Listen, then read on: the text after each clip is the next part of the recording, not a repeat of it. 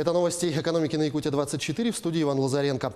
Якутия и ряд других регионов присоединится в этом году к пилотному проекту развития индивидуального жилищного строительства. Как отмечают в Министерстве строительства и ЖКХ, сейчас большинство частных домов люди строят своими руками или с привлечением частных бригад. В этой сфере должны появиться застройщики, которые, как и для многоквартирных домов, будут открывать эскроу-счета. Это нужно для того, чтобы люди, которые принимают решение жить в индивидуальном доме, могли получить ипотеку по такой же ставке, как и люди, которые покупают квартиру в ипотеку в многоквартирном многоэтажном доме. Основной проблемой в сфере ипотечного кредитования ИЖС является то, что банки не считают возможным использовать земельный участок под частным домом в качестве залога. При этом ипотечное кредитование, по мнению Минстроя, станет существенным стимулом развития частного домостроительства, что в свою очередь может способствовать выполнению задачи нацпроекта «Жилье и городская среда».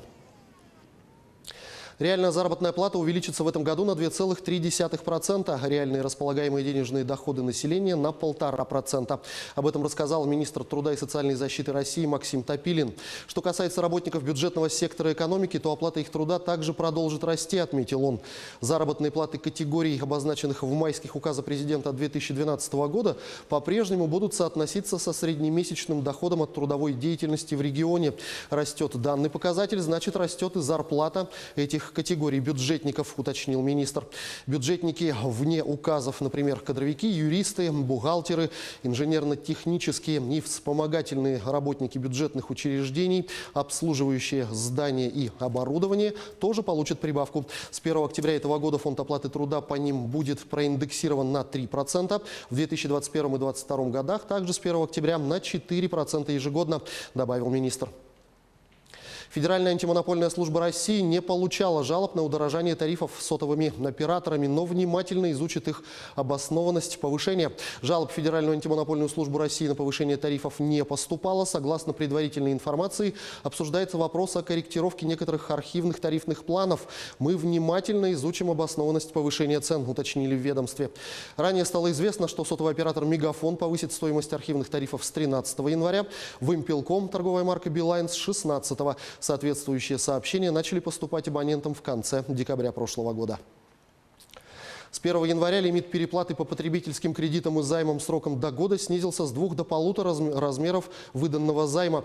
Таким образом, если сумма долга составляет 10 тысяч рублей, то отдаст заемщик не более 25 тысяч, где 10 тысяч рублей сам долг, а 15 тысяч – это проценты, комиссии, неустойки и штрафы. Ограничение распространяется только на новые договоры. В то же время продолжает действовать введенное 1 июля прошлого года предельное значение полной стоимости кредита и ограничение ежедневной процентной ставки до 1% в день. С 1 января потребители могут обратиться к финансовому уполномоченному для урегулирования споров имущественного характера с микрофинансовыми организациями. К примеру, при необходимости взыскать с микрофинансовой организации излишне уплаченные проценты за пользование займом. Размер требований в рамках одного обращения не может превышать 500 тысяч рублей. Кроме того, до обращения к омбудсмену потребитель должен попытаться самостоятельно решить спор с компанией. Если человек с ответом не согласен или его не получил, он направляет денежное требование омбудсмену. Финансовый уполномоченный рассматривает обращение в течение 15 дней или не более 25 дней, если требуется техническая экспертиза. Для потребителей его услуги бесплатны. Подать заявление можно в электронной форме. Решение омбудсмена имеет силу судебного постановления. В декабре прошлого года группа «Алроса» реализовала алмазно-бриллиантовую продукцию на общую сумму 363 миллиона 800 тысяч долларов. Всего за прошлый год продажи алмазо-бриллиантовой продукции «Алроса» в стоимостном выражении составили 3 миллиарда 338 миллионов долларов. При этом общая стоимость реализованного за прошлый год алмазного сырья составила 3 миллиарда 273 миллиона, бриллиантов 64,7 миллиона долларов.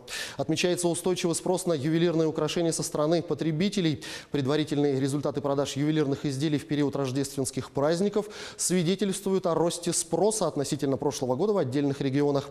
Это показывает, что приобретение украшений с бриллиантами остается одним из основных способов выражения особых чувств, заявили в компании. Тем временем жители России, чей доход не превышает 2 минимальных размеров оплаты труда, захотели освободить от налога на доходы физических лиц. Соответствующий законопроект разработали депутаты Госдумы. В документе говорится, что освобождение от уплаты налога будет эффективной мерой поддержки малоимущих граждан. По мнению депутатов, это увеличит покупательскую способность населения, что в свою очередь поспособствует экономическому росту. С 1 января этого года минимальный размер оплаты труда составляет 12 130 рублей в месяц. До этого его поднимали в 2018 году, тогда же показатель приравняли к величине прожиточного минимума. На этом у меня все. Оставайтесь в курсе экономических событий на Якутия-24.